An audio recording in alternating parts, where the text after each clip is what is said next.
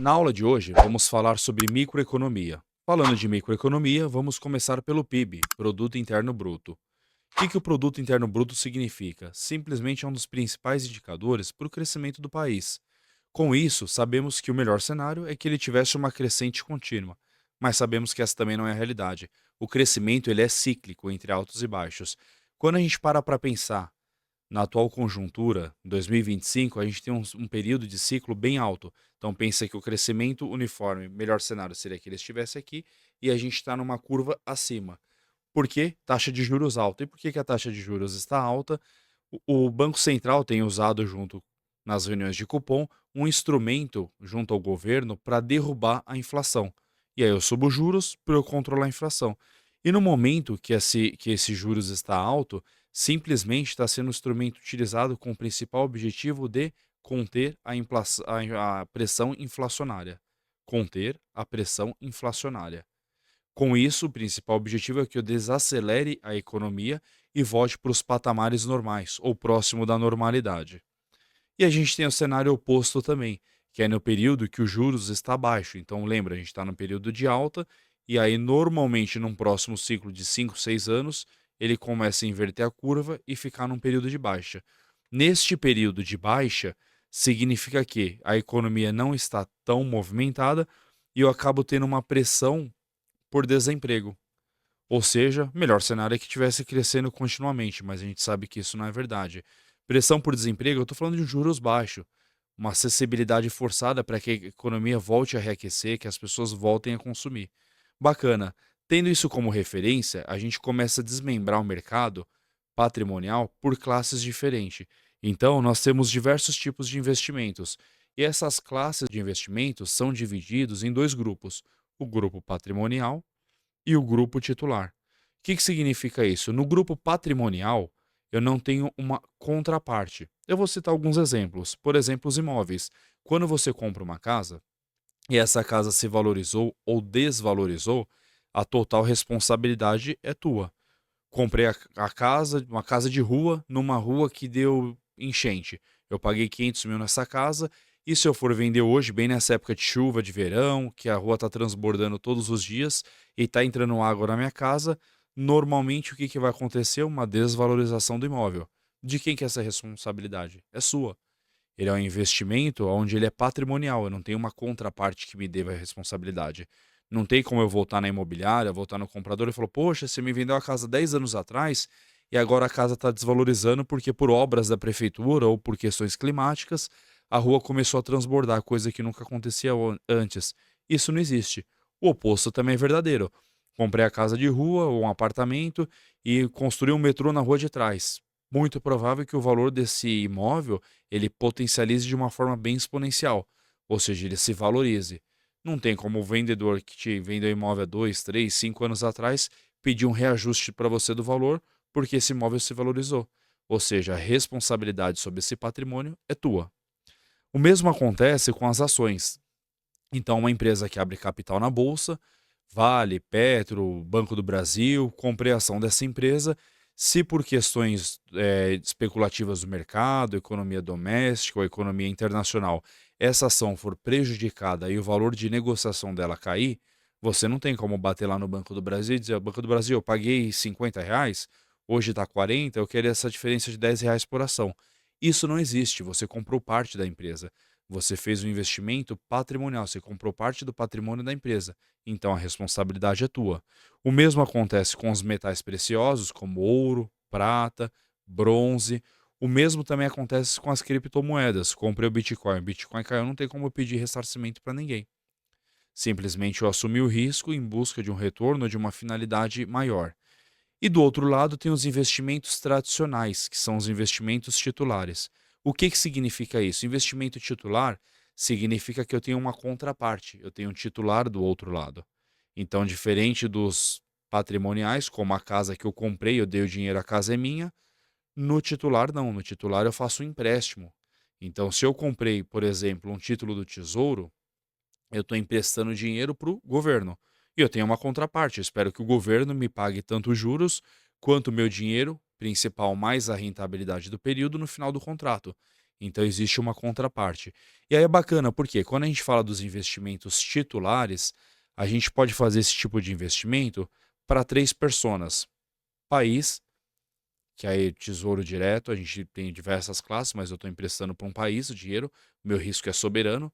Eu posso fazer isso para os bancos, e aí através tanto das rendas fixas, como fundos de investimentos, mas os tradicionais, mais tradicionais, os ativos. Quando a gente fala dos investimentos titulares, nós estamos falando de investimento para três pessoas: país, bancos e empresas. Vou citar um exemplo: país, quando eu invisto no tesouro, esse investimento meu ele tem um risco soberano, e meu risco soberano está atrelado a uma das suas dívidas, como as letrinhas lá, NTNB, que aí é atrelado à inflação, NTNF, que é pré-fixado, mas no final do dia o meu risco é soberano.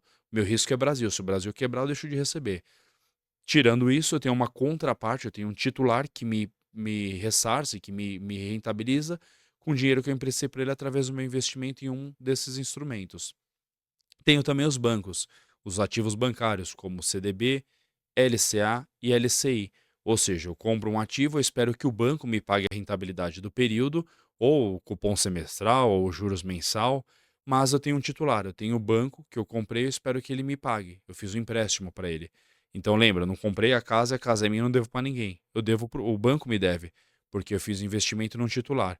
E o mesmo acontece com as empresas. Quando eu compro um CRA, um CRI, uma debenture, eu estou emprestando dinheiro para uma empresa. Então, é legal esse exercício porque às vezes a gente confunde um pouco o que é uma ação e o que é uma debênture, um CRA e um CRI. São coisas diferentes. São formas de arrecadar dinheiro, mas a ação, a empresa abriu capital para conseguir novos investidores e captar esses investidores através de recurso. E as renda fixa, as empresas emitiram dívida de fato. Ela não quer sócio. Ela quer alguém que empreste dinheiro para ela. Então, o teu risco é a empresa não te pagar. Você tem um titular na outra ponta.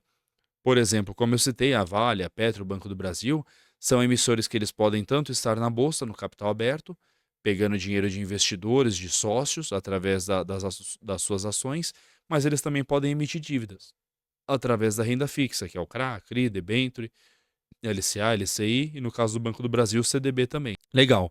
Tendo isso como referência, eu tenho alguns indexadores que eu posso amarrar esses investimentos. Ele pode ser pré-fixado, que eu já sei qual taxa, se eu negociar 14, 15%, já sei que no período de 1, 2 anos eu vou ter essa taxa, de forma que ela corrija diariamente e eu consigo negociar isso por janelas anuais. Então, por exemplo, 14% ao ano. Ah, vou atrelar a inflação, então eu vou pegar IPCA mais 6% ao ano. Por mais que eu fique 1, 2, 3 anos, a negociação ela acontece de forma anual. E aí ou eu multiplico por um período maior, ou eu fraciono por um período menor. Mas essa é a regra de mercado para precificação. Ou até mesmo o pós-fixado. O que que é o pós-fixado? É eu travar alguma coisa em relação à taxa de juros. Então, Bradesco, eu te empresto dinheiro, Itaú, eu te empresto dinheiro através de um CDB, mas eu quero 100% do CDI. Significa que qual for o comportamento do índice, eu quero do meu retorno financeiro seja 100%. Legal. Então a gente falou do PIB, cenário de alta de juros, cenário de baixa, o que que isso movimenta na economia real, no mercado. Falamos dos tipos de investimento, dos patrimoniais e dos titulares. E agora, como que a gente melhor enxerga tanto o nosso patrimônio como investidor, mas também o patrimônio dos nossos clientes, diversificando. Então, essa é a melhor forma de eu enquadrar um portfólio para o meu cliente. E aí, quando eu falo de diversificação, eu considero todos esses pilares: os patrimoniais, dentre imóveis, metais, criptomoedas, os titulares, que são as classes de investimento mais tradicional, mas além disso, eu também olho para a economia real, para a realização do meu cliente. Tem cliente que, poxa, eu quero viajar daqui a um ano, eu tenho um sonho de fazer um curso no exterior. Isso faz parte do teu portfólio. Eu preciso ter uma caixinha onde eu consiga deixar um valor designado para essa finalidade sem correr risco, de forma que ele corrija e que ele tenha uma liquidez para aquele evento específico. E isso acontece através da diversificação. Então, a diversificação não é só montar uma carteira de investimento e aplicar o recurso, não. A diversificação ela consiste no percentual que você tem hoje de imóvel, se esse imóvel te gera renda, te gera despesa, o que que você tem de criptoativo, o que que você tem de metal precioso, o que que você tem de investimento, Brasil, exterior, o que que você tem de realização para curto, médio prazo, o objetivo, de sonho, para a gente concretizar e olhar a pizza ali de uma forma única, de uma forma macro. E por que que a gente faz tudo isso? Para melhor desenhar um portfólio, para melhor fazer a autogestão do próprio recurso, lembrando que essa aula ela é tanto para profissional quanto para investidor, para cliente pessoa física, jurídica, então é um conteúdo que serve para todo mundo, até por isso que a linguagem ela é bem clara, bem tranquila, e a gente faz toda essa leitura, todo esse diretório para chegar num pilar que, quando a gente olha para o mercado financeiro, a gente acaba olhando todas as classes de investimentos, patrimonial, financeiro, titular, dentro de um trilema. E o que que é esse trilema? Pensa num triângulo mesmo. Então a gente olha para o triângulo, eu tenho três pontas. Nessas três pontas eu tenho rentabilidade, eu tenho segurança e eu tenho liquidez. E o porquê desse trilema? Porque normalmente todas essas classes de ativos, elas vão puxar dois pontos com maior exposição. Vou citar alguns exemplos. Por exemplo, o meu imóvel. O meu imóvel ele me traz segurança, ele me traz um certo retorno, porque ele se valoriza ao longo do tempo. Historicamente, os imóveis muito bem comprados, eles te trazem um potencial financeiro pela correção do próprio imóvel, e se for com a finalidade de locação, de geração de renda, a gente consegue colocar esses dois fatores na balança, a valorização do imóvel mais o recebimento de renda. Então, logo ele me traz retorno, ele me traz segurança, mas ele não me traz liquidez dentro do trilema, porque se eu tentar vender o imóvel amanhã, eu sei que ele não tem a mesma liquidez do que um investimento, do que um fundo de liquidez. Já pegando um gancho para o fundo de liquidez, vamos analisar ele. O fundo de liquidez, ele me traz, como o nome próprio diz, liquidez, ele me traz segurança. Nas aulas anteriores, a gente falou um pouquinho sobre o detalhe de fundo de liquidez. Então, ele me traz segurança porque dentro do portfólio, do patrimônio do fundo, ele tem diversos ativos, onde me traz uma segurança no risco de crédito, só que ele não me traz rentabilidade. Ele não é o melhor instrumento para a gente buscar retorno financeiro. E pegando um gancho para um outro ativo de um comportamento bem diferente, nós temos as ações. Então, se eu comprei a ação, uma blue chip de uma grande empresa, de uma Vale, por exemplo, ela me traz segurança, porque é uma empresa muito sólida, muito consistente, muito geradora de fluxo de caixa. Ela me traz rentabilidade, normalmente a gente investe numa ação apostando num retorno financeiro maior, além de olhar para a empresa como um business, como um negócio, mas ela não me traz nada de segurança.